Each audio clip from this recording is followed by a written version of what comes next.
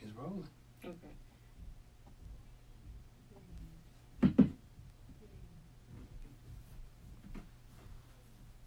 Good evening. Welcome to Blue Table Talk. My name is Tawana Collins Booth, and I got my favorite sidekick next to me here, Mr. Arnell Brady. And today we're going to be talking about movement and cognitive development. So, Mr. Brady, can we tell the viewers about movement and cognitive development? Yes, we can, Miss Booth, and it's a pleasure to be back here with you. I really enjoyed your show last week when you had the All Families United. I know, I had my sisters here. with me. Had your sisters with you, yes. This evening, I would like to talk about something that is very, very dear to my heart, professionally and personally, and that is intellectual or cognitive development. Because when we start thinking about people on the autism spectrum and think about the prevalence of it, we know that the CDC says it's about, 1 in 68 overall. Right. But when you start looking at specific subgroups like African Americans or Hispanics, the number seems to become more prevalent. Mm-hmm. But one of the really important things is this whole issue about intellectual development. And in my 30-something years of working as a speech-language pathologist, I have really seen, and I hate to say this, but it's true. I have seen many families with children on the autism spectrum really limit their development. And when I say limit their development, I'm talking about limiting their intellectual and cognitive development. Okay. I don't think that they did it on purpose or it was intentional. I think it was done primarily in an effort to protect them from the world, in a sense, by limiting their exposure to the world, limiting their opportunities to do things. And some of that could have been surely caused by the child's difficulty in exploring the world. I mean, who would want to take a child tantruming out into the world, making noises, making a scene, so parents limit places that they take the child. That's true. But we know that intellectual and cognitive development can be increased. It really doesn't matter from a toddler to octogenarian, somebody 80 years old. They are all still capable of learning at any age and at any stage. The human brain is capable of, say, increasing its ability to know, to understand, to produce, and we have to look at how is this possible. Well, we in speech have known for quite some time that the more you go, it seems like the more you know. Yeah. My grandmother told me that. I hear that saying a lot. The more you go, the more you know. And with the computer, we have seen that with computerized training that focuses on 3 things: attention, working memory, and executive control.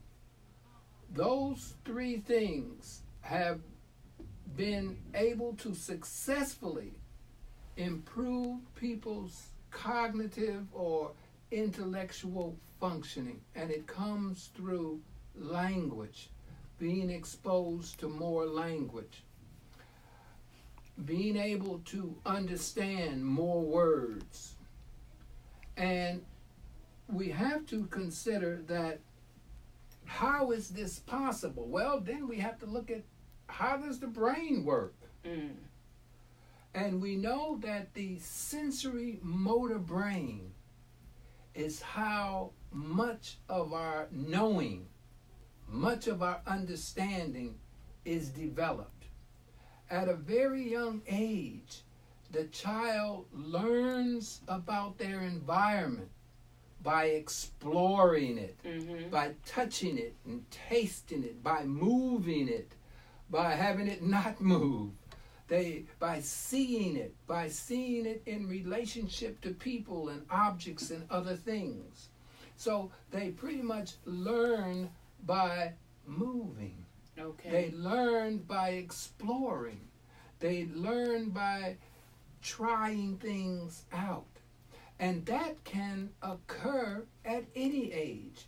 We know that the brain is capable of expanding itself in terms of its power at any age. Okay. And this can be done through movement. And some people might ask, well, how does movement improve the brain? We know that if we put a person into an exercise protocol, what does that do? If the person is capable of doing the exercise, it will improve their balance, it will improve their alertness, it will improve their coordination, it will improve their awareness. Those things are very important for how we explore and understand our world. If you consider that language really is an exercise too. It's an exercise in which we are using our sensory motor system to produce utterances. Okay. And in producing these utterances, it affects all of the world around us.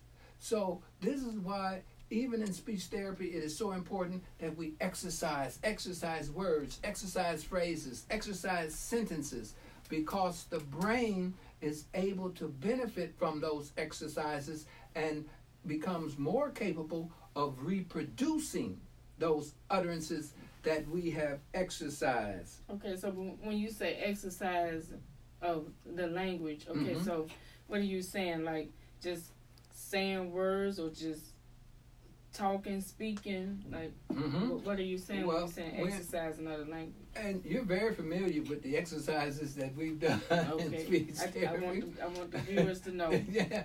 Well, yes, and that's primarily what we do. We exercise the person on words, on phrases. You know, sometimes we have to break it down even lower than a word. Sometimes we have to break it down just to a sound itself. You know, to a sound or to a syllable. You know, then maybe expand it into a word and phrases and sentences, and then into that connected running speech, as we call it. But sometimes we have to start. And sometimes I often tell parents, the goal of the therapy session is going to be to get the child to produce at least 60 utterances in a structured situation. That we have found to be enough to really get the brain into that set system, that set exercise, to be able to produce even more. And what does that exercise really do for the brain? One, it increases the person's alertness to that word. So if they go through an exercise in which they're saying the word, when they hear that word, they'll be more alert to it. Okay. That will help them in understanding what that word means. Now they're hearing that word in a certain context, in a certain situation. So that's why we would exercise that word.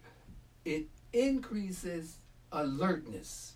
It increases attention, all right, to the word, to attention to the things that are around the word, all right? Okay. Now, what else does it do?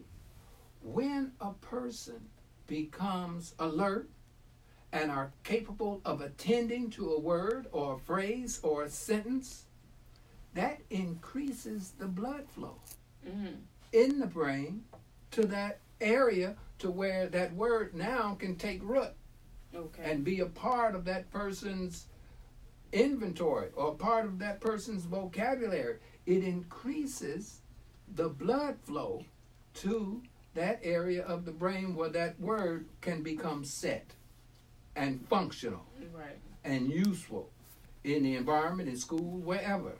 Okay? What's the second thing that this exercise does? The second thing that this exercise does is a long word called neurogenesis.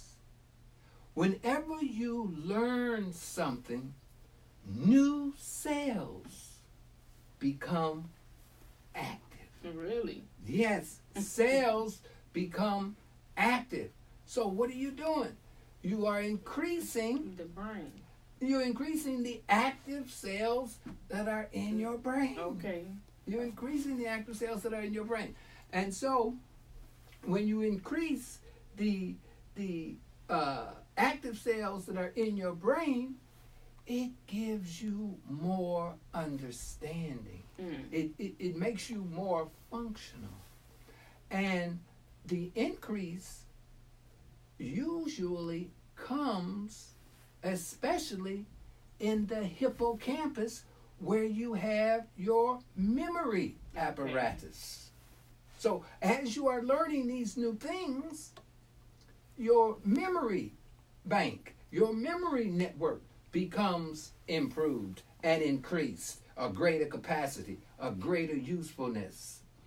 Now, there is a third thing that happens with this exercise on the sensory motor brain, and that is synaptogenesis. That's another one of those big words. Say that word again. Synaptogenesis. Okay. That synaptogenesis. Synaptic. Synaptogenesis. Oh, that's a big word, but it means a little thing. Okay. A little thing in that it simply means that cells begin to bind to one another. Okay. And begin to work together. Wow. Okay? So that's that synaptogenesis that comes from exercise. So the three things that we can talk about that exercise does, the exercise, people say, well, why are you just sitting there exercising these words? Why do you have my child going through these sentences, saying these things? It's because three things are happening in the brain. Okay. It optimizes the state of their alertness and attention. And it increases blood flow. Okay. The second thing that we said is that it causes the neurogenesis. The new cells become active. They now, see, everything that you learn has its place in the activation of cells. New things don't go into cells that already have something to do. Okay. New things go into new cells. Okay. That's the neurogenesis. And then the synaptogenesis is that those cells begin to bind together. Okay. You know, we're talking about a very delicate thing because the CDC and the research has shown that about 42% of people on the autism spectrum have average or above average intelligence. About 24% are what you might call borderline. 32% have an intellectual disability. That's a nice group. Okay. It's statistically significant. But what did we say in the very beginning? Intellectual and or cognitive development abilities, skills can be increased. Mm-hmm. Can be increased. And we have the formula. We don't need a pill. We don't need surgery. We simply need exercise of the sensory motor brain. And I'd like to tell your audience about something new that we have coming. Okay. We have a instrument called Bike Around. You gotta say that again. Bike Around. Okay. Okay? Bike Around. Okay. And let me tell you about Bike Around. It was developed in Sweden. And it has really taken off and it's shown so much promise, especially for the senior population. Okay. Especially for older people who want to stay mentally sharp. Bike Around is a dome. It's a dome, a half a dome, or a dome. And it has a stationary bicycle. In the dome? Right in front of the dome. Okay. So the dome is here, and the bicycle is here in front of the dome. Okay. So the person gets on the bicycle, all right? And there's also a laptop and a projector that is hooked here. And on the dome of the screen is Google Street View. Have you ever seen Google Street View? Mm-hmm. Okay. I use it all the time. You use it all the time. Mm-hmm. So the person gets on the bicycle, and we might even put in some of their address, their school's address. We could put in something familiar or something brand new.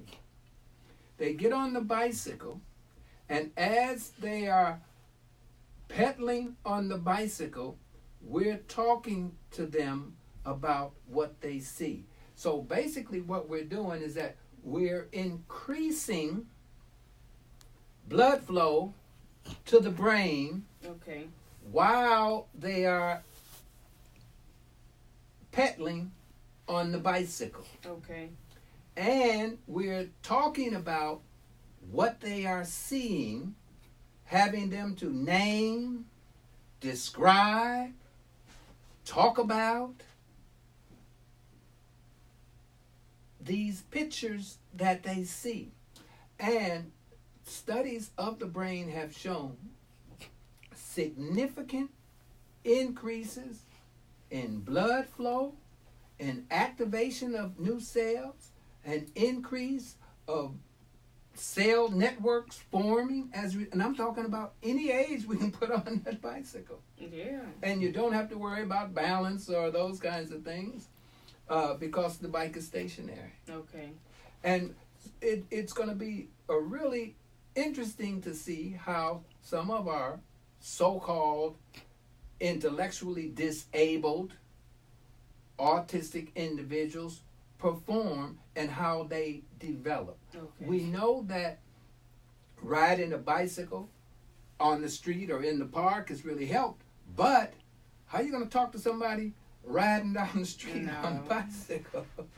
Now, you got to stay focused when you're riding on the street. On the sidewalk or in the park or in the parking lot. Anywhere, you have to stay focused. But with this, you can continue to pedal, and you have that sense of moving because your pedal causes the projection of the scene to change. Right. To change. To move. Yeah, to move. It causes it to move. Okay. So if you stop, the scene stops. If you pedal, the scene starts back up. And I'll tell you, some of the seniors, they get on it and they want to be on it for hours. So you can imagine what that is doing in terms of stimulating the sensory motor brain. It is working wonders. Because if you look at the elderly, one of the first things you notice about them is how slow they move. That's the sensory motor brain. That's the sensory motor brain unable to perform at a quicker pace. So let's exercise that thing. That's why seniors get out and walk. We walk. Yeah, you that's know, why you see them exercise. We walk, we run, trying to keep that movement up. Trying to keep that movement. So we're going to combine this with our language therapy and really see how it works. And it can be adapted for the bicycle can be adapted for small children or for larger adults. But that's going to be the bike around. We'll be having that here soon. Oh, okay. This the beginning of next year, or? No, we hope to have it before the beginning of next year. Maybe that'll be our Christmas present to ourselves. Okay. That'll be our Christmas present. It's going to be right here in the office? It's going to be right here in the office, See? Yes. All we need is a 12 by 12 foot space to put it all up comfortably. And so, we have more than enough space to do that. So, she said, do brain affect the coordination? Oh, definitely. Because sensory movement, any movement that you make is coordinated by the cerebellum. The cerebellum is able to determine how fast, how strong you're moving. And it will help you to make adjustments in your movement. Okay. Mm-hmm. So, yes, it definitely affects coordination. That's where the balance comes in. That's where the movement, the exercise helps you to improve your balance because it is causing you to use your cerebellum. And the cerebellum is responsible for coordination, not only for gross motor coordination, but for fine motor coordination as well. And speech is a fine motor activity. Okay, yeah, thank you. That was Sonia asking the question because she said her son Andrew trying to learn how to ride his bike, but he just couldn't get it. He couldn't get that coordination, couldn't get everything moving together. Yes, I did have a young lady. She was 13 years old. I think I told this story before. And she too could not ride a bicycle because she even had difficulty riding a bicycle with training wheels. Oh, wow. Because she couldn't get the braking system down right. We put her on a stationary bike. And she rode that stationary bike and learned how to brake on the stationary bike. And I think I told this story because the mother after she learned and the mother saw that she had learned, the mother put that bicycle in the trunk of her car and drove that child over to the clinic to show me that child, that she could ride that bicycle. Oh, okay. So she was able to ride it on the street? Able to ride it on the street, able to ride it on the sidewalk, able to ride with the rest of the family. No, that was long. Yeah, so see, the balance and all of those kind of functions can be improved, and they can be improved with systematic, controlled exercise, movement. Those things. Yes, the coordination can definitely be improved. The cerebellum is a part of that whole sensory motor system, although it's far from the parietal lobe. That cerebellum sits underneath the occipital lobe, but the network, the connections are all there. And this is why it is so important for young children to get out and do things instead of just being propped in front of the TV or on the phone or on the iPad. Nowadays, you be like, don't be just sitting down playing the game and all of that because they're losing motor skills and all of that because they just control in their hand or the phone in their hand instead of back in the day when we used to do exercise, used to play a whole lot of sports. Running, baseball, basketball, which they still play there, but not as much as like they used to in the older days. Yeah, those things have really changed. So now I understand that because you keep moving and you keep growing your brain when you're doing all the different exercises. Because, so many animal studies have clearly shown which rat is the smartest. Is it the rat that just sits and eats, or is it the rat that's on the exercise wheel? Okay. You know, and it's clearly been shown that the rat that's on the exercise wheel, although the exercise wheel is just right there, but he's getting exercise of his body, is a much smarter rat than the rat that just sits. He's learning new things. He's seeing things. He's developing his learning mechanism. Okay. He's improving his learning mechanism because even just on that wheel, he has to keep up with his balance. His balance has to, his movement has, because otherwise he'll be tripping on the wheel. Oh, okay. Deborah. She said, in my classroom, we have motor movement every 40 to 45 minutes each day just to keep the kids stimulated. Just to keep the kids stimulated, yes. That's why recess and gym is so important in the schools. It's because we need to be focusing on that sensory motor brain. Yeah, that's good, Deborah. And thank you for watching.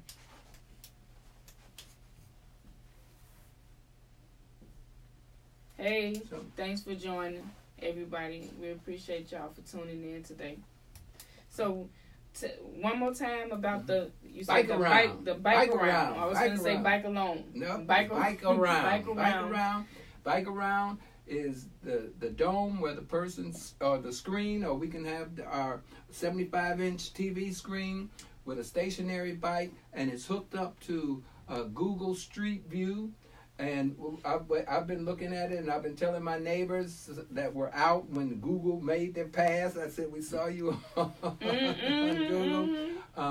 And so it's hooked up, but we can also load our own videos into the screen. Well, yeah. So into the projector. Everybody look out for bike alone. Bike around. Sorry. Bike around. I don't know why I want to say bike alone, but bike around right here at Brady Speech, where I keep telling everybody, all of you all, they have the top best services in Chicago. So you all need to call Brady Speech and come on down and get the best services for you, your child. Look it up. I'm telling you. That's why we on doing this show. So you all could see and we could talk about the services, and you all could come or bring your kids here so we can all be better.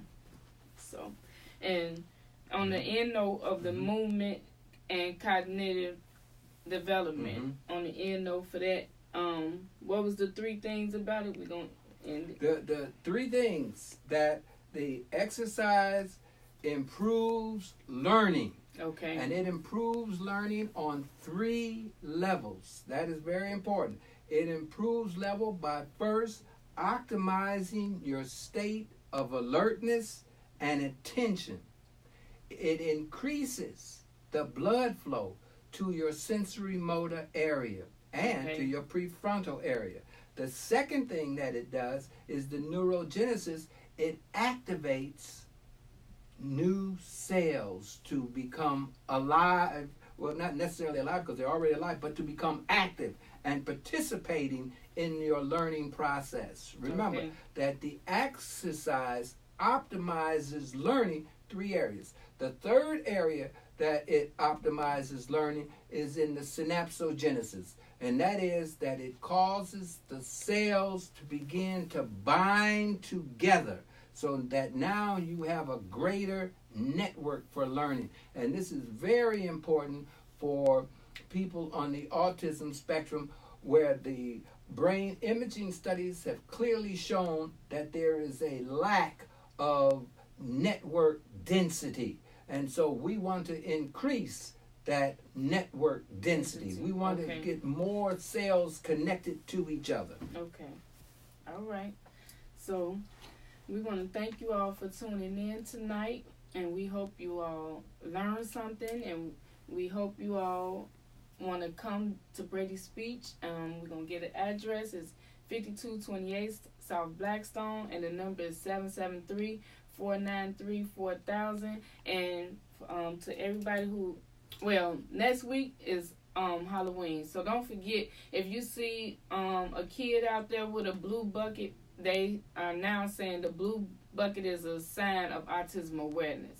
So look for the blue buckets and be kind to the child that's coming with a blue bucket. And I want to also probably try to discuss about Halloween and autism, because with the sensory issues and everything, some kids might be scared of Halloween. So I would like to talk about that next week at the Blue Table. But if you see a blue bucket next week on Halloween, be kind to the kids, and we hope you all tune in next week. And if you haven't subscribed to my YouTube channel, it's Blue Table Talk. Subscribe to my channel. I will be going live soon on YouTube, so look out for that. So we want to thank you all for tuning in tonight, and have a good night, and we'll see you all next week on Blue Table Talk.